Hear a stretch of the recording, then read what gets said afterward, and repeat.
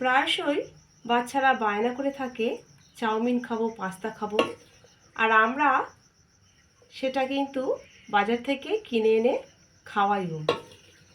আমরা যদি মাঝে মাঝে হাতে তৈরি কোনো পাস্তা বানিয়ে খাওয়াই, আর সেটা যদি ময়দা না হয় আটার হয়, তাহলে তো খুবই স্বাস্থ্যকর হয়। নমস্কার বন্ধুরা, রিমি পুতুলের রান্নাঘরে সবাইকে স্বাগত। আজকের আমার রেসিপি আটার তৈরি হাতে বানানো পাস্তা। ভিডিওটি পুরো দেখার অনুরোধ রইল। আর যদি ভালো লেগে থাকে লাইক, শেয়ার, কমেন্ট করে জানাবেন। চ্যানেলটিকে সাবস্ক্রাইব করে আমার পাশে থাকবেন। তাহলে দেখে নিন কীভাবে বানাই হাতে তৈরি পাস্তা। হাতে তৈরি পাস্তা বানানোর জন্য আমি এখানে বেশ কিছুটা সবজি নিয়ে নিয়েছি। প্রথমে সবজিগুলো ধুয়ে তারপরে কেটে নেব। এখন বলে দিই কী কী সবজি নিয়েছি। আমি নিয়েছি এখানে কিছুটা মটরশুঁটি, নিয়েছি এখানে 3টে পেঁয়াজকলি, একটা পেঁয়াজ, আর একটা টমেটো, একটা ক্যাপসিকাম, আর নিয়েছি একটা গাজর। প্রথমে সবজিগুলো ধুয়ে পরিষ্কার করে কেটে নেব। হাতে তৈরি পাস্তা বানানোর জন্য আমি শীতকালীন বেশ কিছুটা সবজি নিয়ে নিয়েছি। এই সবজি দিয়ে যদি পাস্তাটা আমরা বানাই তাহলে কিন্তু খেতে দুর্দান্ত লাগে। সবজির মধ্যে নিয়েছি আমি এখানে বেশ কিছুটা মটরশুঁটি, নিয়েছি 3টে মতো পেঁয়াজকলি, একটা টমেটো, একটা পেঁয়াজ, আর একটা গাজর, আর নিয়েছি একটা ক্যাপসিকাম। প্রথমে এই সবজিগুলো আমি ধুয়ে পরিষ্কার করে তারপরে কেটে নেব। সব সবজিগুলো কেটে নিয়েছি। এটা এখন আমি একটু সাইড করে রেখে দিচ্ছি। এখন এবারে পাস্তা বানানোর জন্যে আমি আটাটা মাখিয়ে নেব। আমি এখানে নিয়েছি 1 বাটি গমের আটা।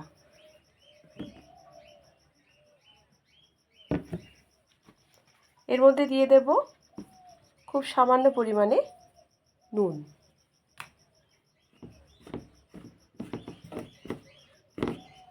এবারে আমি অল্প অল্প জল মিশিয়ে একটা ডো বানিয়ে নেব।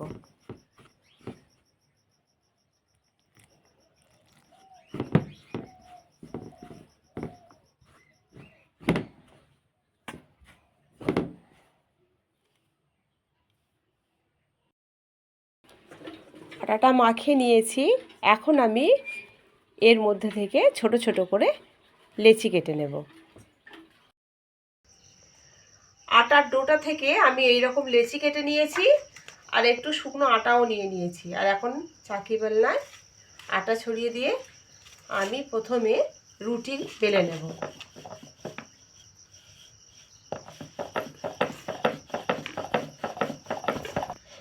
রুটিটা বেলে নিয়েছি, আর এখানে আমি একটা ছুরি দিয়ে ঠিক এই রকম ভাবে পুরো রুটিটা কেটে নেব।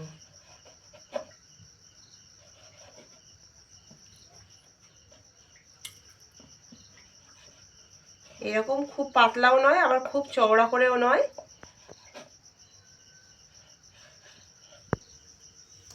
রুটিটা এইভাবে কেটে নিয়েছি, কিন্তু প্রথম থেকে যেহেতু এগুলো ছোট পিস, তাই এগুলো আমি এই রকম 2 টুকরো করে নিচ্ছি প্রথমে, আর একটু বড়গুলো 3 টুকরো করছি।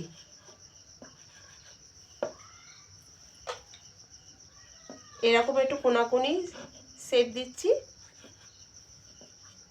এই রকম ভাবে এই রুটিটা তো কেটে নিচ্ছি, আর একই রকম ভাবে সব রুটিগুলো এইভাবে বেলে নিয়ে আর এই ছুরি দিয়ে এইভাবে কেটে নেব। উনুন জ্বালিয়ে কড়াই বসিয়ে দিয়েছি। কড়াইতে দিয়ে দিচ্ছি কিছুটা পরিমাণ জল। এখন এই জলটা গরম হতে সময় দেব। আমি যে হাতে তৈরি পাস্তাগুলো করেছি সেগুলো সিদ্ধ করে নেওয়ার জন্যে।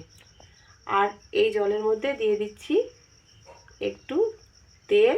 আমি এখানে সরষের তেল দিলাম, সাদা তেল দিলেও হবে, কিন্তু যেহেতু আমার কাছে সাদা তেল নেই তাই সরষের তেল দিলাম। আর দিয়ে দিচ্ছি সামান্য পরিমাণে নুন। এখন জলটা খুব ভালো করে গরম করে নেব। জলটা খুব ভালো রকম গরম হয়ে গেছে। এখন এর মধ্যে পাস্তাগুলো দিয়ে দিচ্ছি, দিয়ে একটু ফুটিয়ে নেব।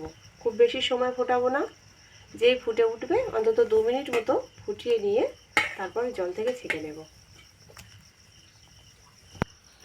পাস্তা সিদ্ধ করে নিয়ে আমি জল ছেঁকে নিয়েছি, আর এখানে কড়াইতে আমি দিয়ে দিচ্ছি বেশ কিছুটা পরিমাণ সর্ষের তেল। তেলটা দেওয়ার সঙ্গে সঙ্গে গরম হয়ে গেছে। আমি এর মধ্যে দিয়ে দিচ্ছি এখন পেঁয়াজ কুচি।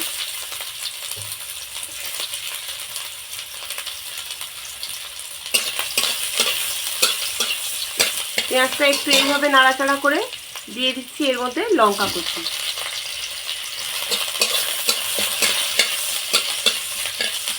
এখন দিয়ে দেবো এর মধ্যে গাজরের টুকরো।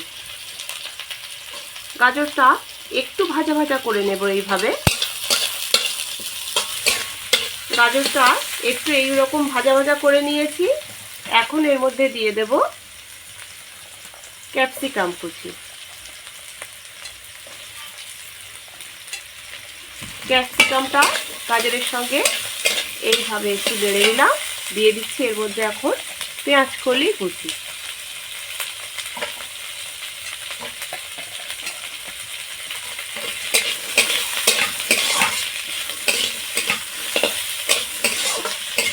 দিয়ে দেব মটরশুঁটি।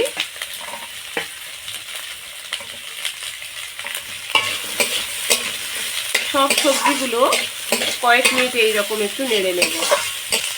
এখন দিয়ে দিচ্ছি এর মধ্যে স্বাদ মতো নুন,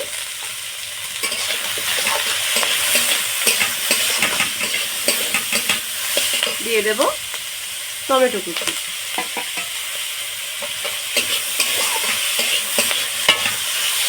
কয়েক মিনিট সবজিটা এইভাবে নেড়ে দিচ্ছি।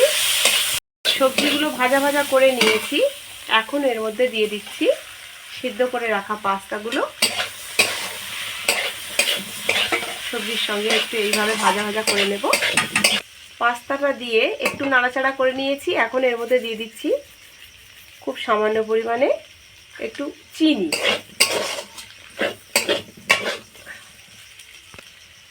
এখন দিয়ে দিচ্ছি টমেটো সস।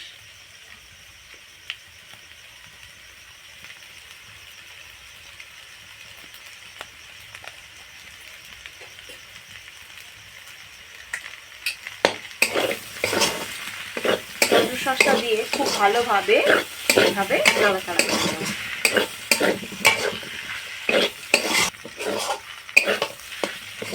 তো বন্ধুরা, পাস্তাটা রেডি হয়ে গেছে। এবার এটাকে নামিয়ে নেব।